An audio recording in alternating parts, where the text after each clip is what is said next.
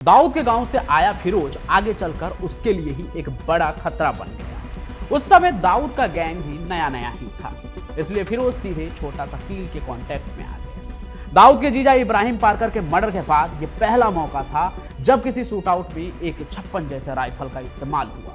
फिरोज ने छोटा शकील पर थूक दिया और उसे बॉस मानने से इनकार कर दिया। छोटा शकील तो छोड़िए, एक कहासुनी में वो सीधे दाऊद के भाई अनीस इब्राहिम से भिड़ गया। फिर जो हुआ वो कोई नहीं भूलता। मुंबई बोले तो सपनों का शहर, लेकिन इस सपने के पीछे अंधेरे की एक ऐसी दुनिया भी है जहां गोलियों की आवाज सपनों को चकनाचूर कर देती है। नमस्कार, स्वागत है आपका पंचम प्रकाश की कहानी में। अब तक के सफर में आपने दाऊद की अनगिनत कहानी सुनी। दाऊद के बारे में जो कहानी कोई और नहीं सुनाता है वो भी आपने यहाँ मेरे साथ सुना।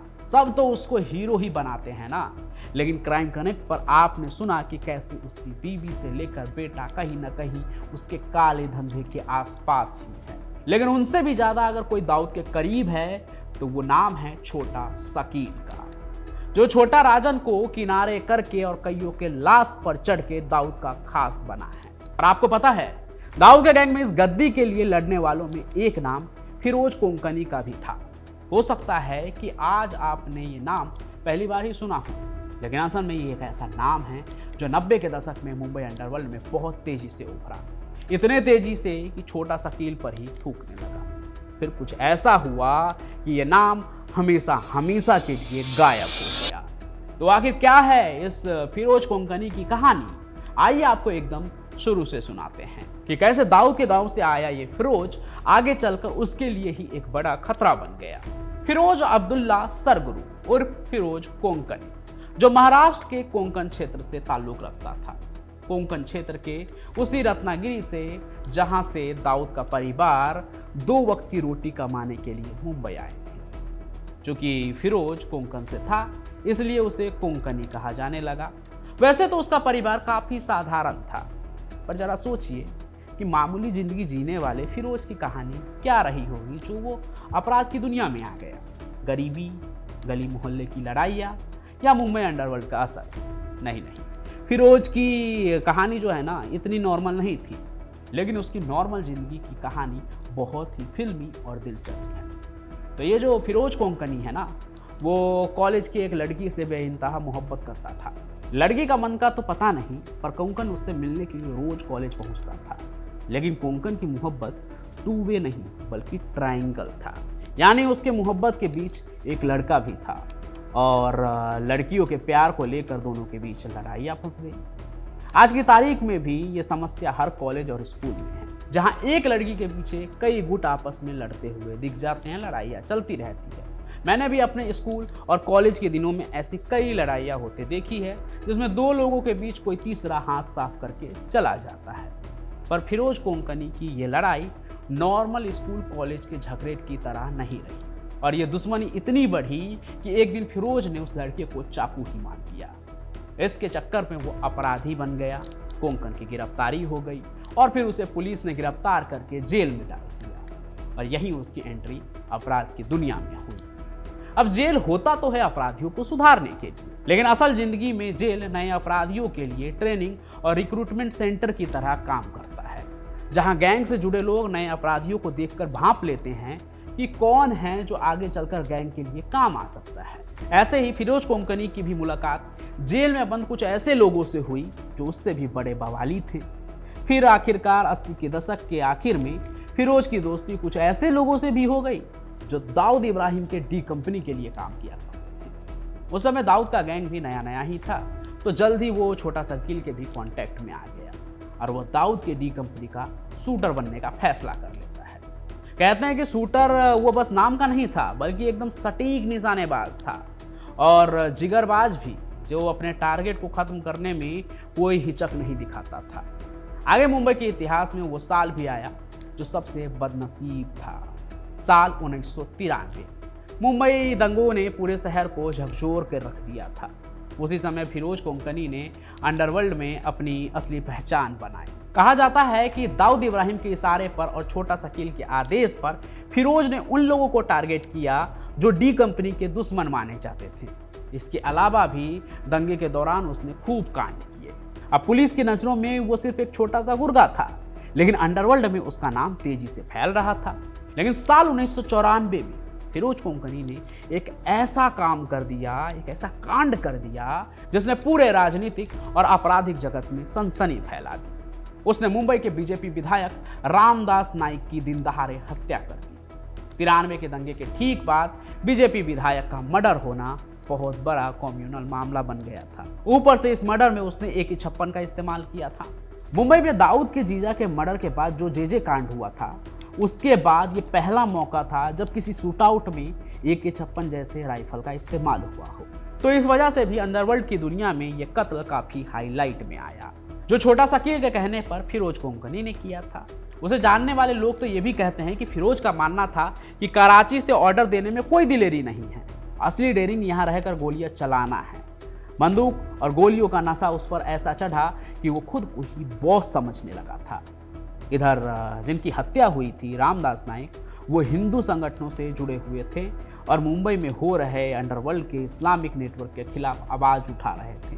और फिरोज ने पूरी प्लानिंग के साथ इस हत्या को अंजाम दिया था, जिस वजह से हत्या के बाद पुलिस फिरोज कोंकणी के पीछे लगी थी, क्योंकि कोंकणी सिर्फ वारदातों को अंजाम नहीं दे रहा था, बल्कि उसने पुलिस और खबरी दोनों के नाक में दम कर रखा था।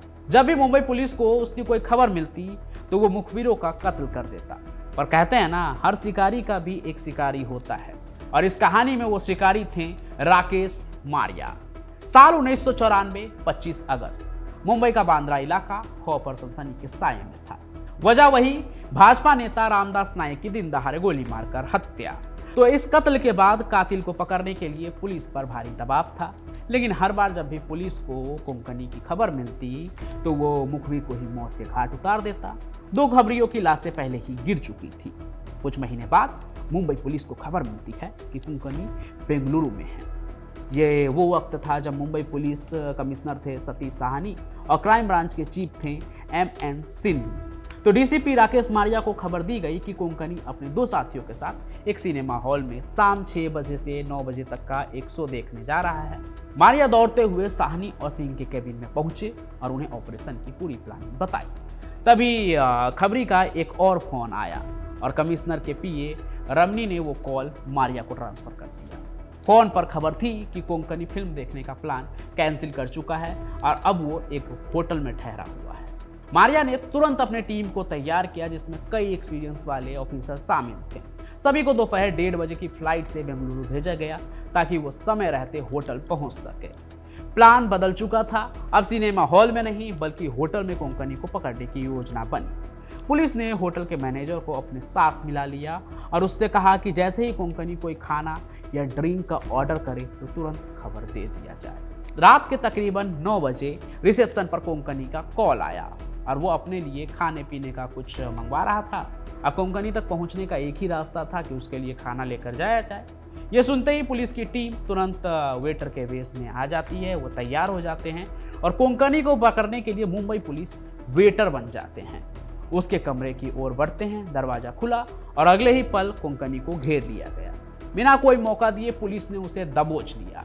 फिर उसी रात मुंबई पुलिस उसे फ्लाइट से ही लेकर मुंबई लौट आई। एयरपोर्ट पर बाहर में गाड़ी में पहले से ही राकेश मारिया उसका इंतजार कर रहे थे। गाड़ी में बैठते ही मारिया ने उसकी ओर देखते हुए कहा, पुलिस हेडक्वार्टर यहाँ से सिर्फ 1 घंटे की दूरी पर है। अब ये तुम ही बताओ कि तुम अपनी कहानी यहाँ सुनाते हो बिना किसी तकलीफ के या वहाँ पहुँचने के बाद, जहाँ बात आराम से नहीं होगी। कोंकणी थोड़ा मुस्कुराया। वो समझता था कि अब वो पुलिस के बीच घिर चुका है, उसके पास कोई ऑप्शन नहीं है, तो कहानी बताने में ही ज़्यादा भलाई है। फिर वो कुछ ही मिनटों में अपनी वो कहानी सुनाता है जिसमें 21 लोगों का उसने खून किया था। वो अपने अपराध की पूरी कहानी सुना देता है कुछ ही मिनटों में। अब कोंकणी को पुलिस हेडक्वार्टर के लॉकअप में रखा गया था, फिर उसे थाने जेल भेज दिया गया। मगर 1997 में ही एक दिन जब उसे कहीं ले जाया जा रहा तो जे अस्पताल के पास पुलिस कस्टडी से वो भाग निकला। कहते हैं पुलिस के गिरफ्त से उसे बचाने में उसके पिता का भी बहुत बड़ा रोल था, जिसने उसे भगाने के बाद नेपाल भेज दिया, फिर वहाँ से बैंकॉक और फिर वहाँ से पाकिस्तान। बहुत सारे लोग जो गैंगस्टर्स थे मुंबई से, उनका भागने का यही रूट होता था, पहले नेपाल जाओ, बैंकॉक जाओ, मलेशिया जाओ, ऐसे ही वो भारत से क्राइम करके भागते थे। और कोंकणी वहाँ से सीधे पाकिस्तान भागा, जहाँ उसके आला हजूर, बॉस, जितने भी डी कंपनी के लोग थे वो बसे हुए थे, छुपे हुए थे। लेकिन वहाँ जाना शायद उसकी बेवकूफ़ी थी, क्योंकि आगे चलकर उसकी मौत हो गई और उसकी लाश एक गेस्ट हाउस के कमरे में मिली।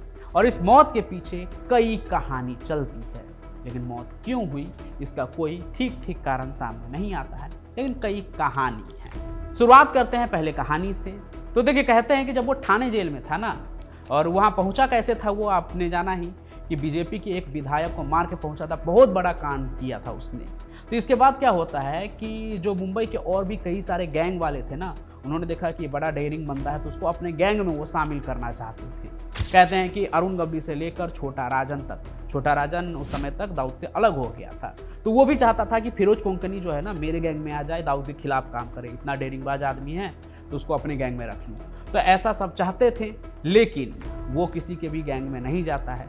फिर भी ये बात जो है दाऊद और छोटा शकील तक पहुंच जाती है और उन्हें फिरोज पे शक होने लगता है कि कहीं ये किसी और के साथ मिलकर मेरे खिलाफ तो काम नहीं करने लगेगा, और यही वजह थी जो उसकी मौत का कारण बन गई। लेकिन ये सिर्फ अकेली कहानी है, और भी कई कहानी है। तो अब आते हैं कहानी नंबर 2 पर। तो देखिए, वो मुंबई से भागने के बाद नेपाल के जरिए पाकिस्तान पहुंचा था। डी कंपनी के लोग वहाँ पहले से ही थे, उन्होंने ही फिरोज कोंकणी को शेल्टर दिया था। और कहते हैं कि फिरोज जब पाकिस्तान पहुँच गया था, और वो अपने आप को बड़ा तो मान ही रहा था कि उसमें बहुत डेयरिंग है, बड़े बड़े काम वो करता है, लोगों को वो मारता है, दाऊद, छोटा शकील, ये सब तो बस बैठ के आदेश देते हैं, काम तो ये करता है, तो असली डेयरिंगबाज वो है। इस वजह से वो किसी को अपने ऊपर नहीं मान रहा था। और इसी सब चक्कर में किसी दिन उसकी कहासुनी हो जाती है अनीस इब्राहिम से, और उसे वो बहुत ही बुरा भला कह देता है। अनीस इब्राहिम दाऊद का सबसे खास भाई था, और जब दाऊद अपने भाई के लिए समद खान को मार सकता है, तो फिर फिरोज कोंकणी क्या चीज़ था। कहते हैं कि एक वजह ये भी है जिसके वजह से फिरोज कोंकणी की मौत हुई पाकिस्तान में ही। अब आते हैं तीसरे कहानी पर, जो फिरोज कोंकणी की मौत की सबसे पुख्ता वजह मानी जाती है, और हर कहानी में लगभग आप यही वजह सुनते होंगे। तो देखिए, कहानी नंबर 3 जो है वो मुंबई से ही शुरू होती है। जब ठाणे जेल में वो बंद था ना, तो कहते हैं कि जब वो जेल में बंद था तो उसी वक्त इसका बर्थडे आता है, किसका, छोटा शकील का, और उसके बर्थडे का केक काटा जा रहा था जेल के अंदर ही। तो गुस्से में क्या होता, फिरोज कोंकणी उस केक पे थूक देता है, छोटा शकील के नाम पे जो केक काटा जा रहा था उस पर वो थूक देता है। और वो लोग वहाँ पर जो और भी होते हैं डी कंपनी के, वो पूछते हैं भाई तुमने ऐसा क्यों कहा। तो वो कहता है कि ये लोग बस कराची से बैठकर हुक्म चलाते हैं, असली डेयरिंग हिम्मत तो हम दिखाते हैं, यहाँ पुलिस की मार हम खाते हैं, इसलिए अपना बॉस तो मैं खुद ही हूँ, छोटा शकील मेरा कोई बॉस नहीं है। इसके बाद कहते हैं कि वो बहुत ही गाली वाली भी देता है छोटा शकील को, और इन सभी चीज़ों की खबर जो है छोटा शकील तक पहुंच जाती है। बाकायदा ये सब जो कुछ भी बोलता है उसकी रिकॉर्डिंग भी पहुंचता है छोटा शकील के पास, जिसके बाद वो आग बबूला हो जाता है ये सुनकर कि उसका पाला गया जो गुर्गा है वो उसके खिलाफ ही बॉस बनने की तैयारी कर रहा है, उसे रास्ते से हटाने की सोच रहा है। तो इसके बाद ये बदला लेने का तय करता है कौन, छोटा शकील। अब ये क्या होता है कि जो छोटा शकील है ये अब बदला ले कैसे, तो उसे पता था कि ये जो फिरोज कोंकणी है ये जो दाऊद का भाई है ना हुमायूं, उसका बहुत अच्छा दोस्त है। तो जो ये फिरोज है ना नेपाल के रास्ते बैंकॉक भागा ना, तब से ही छोटा शकील उसे मरवाने की प्लानिंग शुरू कर देता है, और हुमायूं के जरिए उसे क्या करता है, पाकिस्तान में बुलवा लेता है, और फिर वहाँ उसका कत्ल कर दिया जाता है। फिरोज 2003 में पाकिस्तान पहुँचता है, और कुछ ही समय बाद उसकी लाश मिलती है एक गेस्ट हाउस के अंदर। लेकिन उसके पीछे कौन था, किसने कत्ल किया, क्या हुआ, इसकी कोई कहानी सामने नहीं आती है। लेकिन यही 3 वजह है जिसके वजह से कहते हैं कि उसकी मौत हुई होगी। वैसे फिरोज कोंकणी की कहानी आपको कैसी लगी? कुछ लोगों ने बताया भी था कि कहानी सुनाओ तो फिरोज कोंकणी की कहानी सुनाओ। तो आज उसी फिरोज कोंकणी की कहानी थी। ये कहानी आपको कैसी लगी ये कमेंट करके ज़रूर बताइएगा। साथ ही साथ कहानी को लाइक कीजिए, ज़्यादा से ज़्यादा शेयर कीजिए, और हमारे इस चैनल को सब्सक्राइब जरूर कर लीजिए। नीचे बेल आइकन दिख रहा होगा उसे भी दबा दीजिए ताकि कहानियों का नोटिफिकेशन आप तक बिना किसी रुकावट के पहुँचे। बाकी मैं पंचम प्रकाश अपनी कहानियों के साथ यूं ही हाजिर होता रहूँगा। तब तक के लिए आपका बहुत बहुत धन्यवाद।